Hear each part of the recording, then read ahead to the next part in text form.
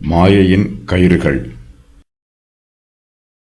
மாயையின் கயிறுகளால் அக்கிரமத்தையும் வண்டியின் வடங்களால் பாவத்தையும் இழுத்துக் கொண்டு வந்து நாம் பார்க்கும்படி அவர் தீவிரித்து தமது கிரியையை சீக்கிரமாய் நடப்பிக்கட்டும் என்றும் இஸ்ரவேலின் பரிசுத்தருடைய ஆலோசனையை நாம் அறியும்படி அது சமீபத்தில் வரட்டும் என்றும் சொல்லுகிறவர்களுக்கு ஐயோ! மனுஷர் பாவம் செய்யும் போது அவர்கள் மீது தேவனுடைய நியாய தீர்ப்பு வரும். பாவத்தின் சம்பளம் மரணம். இந்த வாக்கியம் ஏசாயாவின் காலத்தில் யூதா தேசத்திலே குடியிருந்த யூத ஜனங்களுக்கு விசேஷமாய் சொல்லப்பட்டிருக்கிறது. என்றாலும் எல்லா காலங்களிலும் பாவம் செய்கிறவர்கள் எல்லோருக்கும் எச்சரிப்பாக இந்த வாக்கியம் சொல்லப்பட்டிருப்பதாக நாம் வியாக்கியானம் சொல்லலாம். ஏசாயா யூதாவின் புத்திரரை பற்றி இங்கு சொல்லுகிறார். அவர்கள் பாவமான நிலைமைகளில் பரிதாபமாய் ஜீவிக்கிறார்கள்.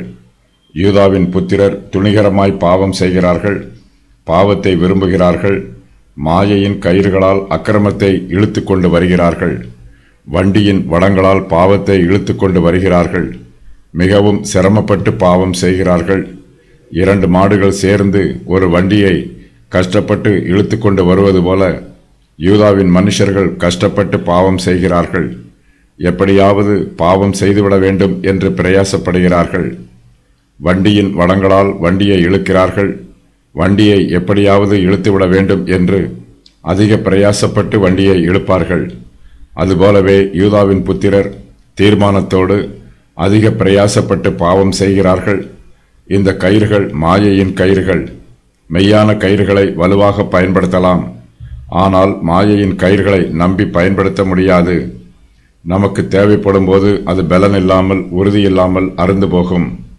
அறியாமையினால் பாவம் செய்கிறவர்களை அவர்களுடைய பாவம் வழிநடத்தும். அவர்களும் தாங்கள் செய்வது பாவம் என்று தெரியாமலேயே பாவம் செய்வார்கள். துணிகரமாய் பாவம் செய்கிறவர்கள் பாவத்தை வழிநடத்துவார்கள். தாங்கள் செய்வது பாவம் என்று தெரிந்திருந்தும் அதை துணிகரமாய் செய்வார்கள். பாவம் செய்வதற்கு எத்தனை எதிர்ப்புகள் வந்தாலும் அதையெல்லாம் எதிர்த்து நின்று சமாளித்து எப்படியாவது பாவம் செய்து விடுவார்கள். மனுஷர் பாவம் செய்யும் போது அவருடைய மனச்சாட்சி அவர்களை எச்சரிக்கும்.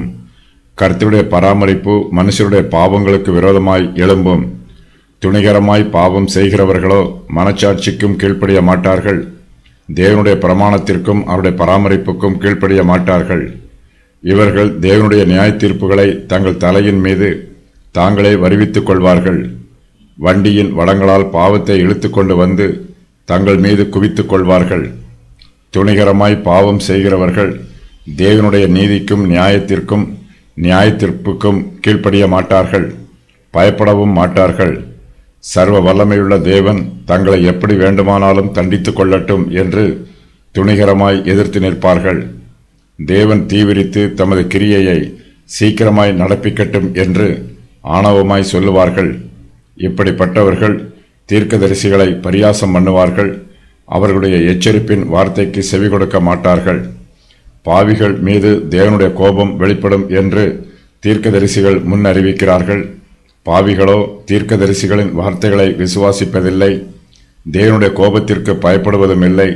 தேவனுடைய கோபம் தங்கள் மீது வரும் வரையிலும் இவர்கள் ஆணவமாகத்தான் இருப்பார்கள். அது வரையிலும் தேவனையும் தேவனுடைய தீர்க்கதரிசிகளையும் இவர்கள் பரியாசம் பண்ணிக்கொண்டுதான் இருப்பார்கள். வானத்தில் இருந்து தேவனுடைய கோபாக்கினை இவர்கள் மீது வந்து இறங்கிய பின்புதான் இவர்களுக்கு தேவனுடைய கோபத்தை பற்றி தெரிய வரும். அப்போது அழுது புலம்புவார்கள். இவர்களுக்கு உதவி செய்ய ஒருவரும் இருக்க மாட்டார்கள். துணிகரமாய் பாவம் செய்கிறவர்கள் தண்டிக்கப்படும் வரையிலும் தங்கள் பாவத்தில் துணிகரமாய் தொடர்ந்திருப்பார்கள். இஸ்ரவேலின் பரிசுத்தருடைய ஆலோசனையை நாம் அறியும்படி அது சமீபத்து வரட்டும் என்று ஆணவமாய் சொல்லுவார்கள். அவருடைய ஆலோசனை பாவிகளுக்கு விரோதமாக வந்த பின்புதான் தேவனுடைய கோபம் என்ன என்பது அவர்களுக்கு தெரிய வரும். பட்டால்தான் புரியும். அது வரையிலும் தங்கள் நாவை அடக்காமல் தங்கள் இஷ்டம் போல பேசுவார்கள். தேவன் துணிகரமாய் பாவம் செய்கிறவர்களுக்கு விரோதமாய் எழும்புவார் என்று தீர்க்கதரிசிகள் எச்சரித்து சொல்லுகிறார்கள். ஆனால் பாவிகளோ தேவனுடைய கோபத்தில் இருந்து எளிதாக தப்பித்துக் கொள்ளலாம் என்று இருமாப்பாய் இருக்கிறார்கள். தேவனுடைய வார்த்தையை அசட்டை பண்ணுகிறார்கள். தாங்கள் இதுவரையிலும் தேவனுடைய எச்சரிப்பின் வார்த்தைகளை ஏராளமாய் கேட்கவும் அவை வெறும் வார்த்தைகள்தான் என்றும் அவர் ஒருபோதும் பாவிகள் மீது கோபப்பட மாட்டார் என்றும் பாவிகள் சொல்லுகிறார்கள். தேவன் தாம் சொன்ன பிரகாரமாக சீக்கிரத்தில் தங்கள் மீது கோபப்படட்டும் என்றும் தாங்கள் அவர் கோபப்படுவதை பார்க்க விரும்புகிறோம் என்றும் ஏளனமாய் பேசுகிறார்கள். இப்படி பேசுகிறவர்களுக்கு ஐயோ என்று ஏசாயா சொல்லுகிறார். மனுஷருடைய பாவம் அம்பாரம் போல நிறைந்திருக்கிறது. கயிறை திரிக்கும் போது அது நீளமாக போய்கொண்டே இருக்கும். அதுபோல மனுஷனுடைய பாவங்களும் முடிவில்லாமல் நீண்டு கொண்டே போகிறது. பாவிகள் மனமேட்டிமையோடு இருக்கிறார்கள். கர்த்தருடைய சிட்சைக்காக பயமில்லாமல் இருக்கிறார்கள். மனுஷனுடைய இருதயம் துணிகரம் கொள்வதினால் அவன் பாவத்திற்கு அடிமையாகிறான்.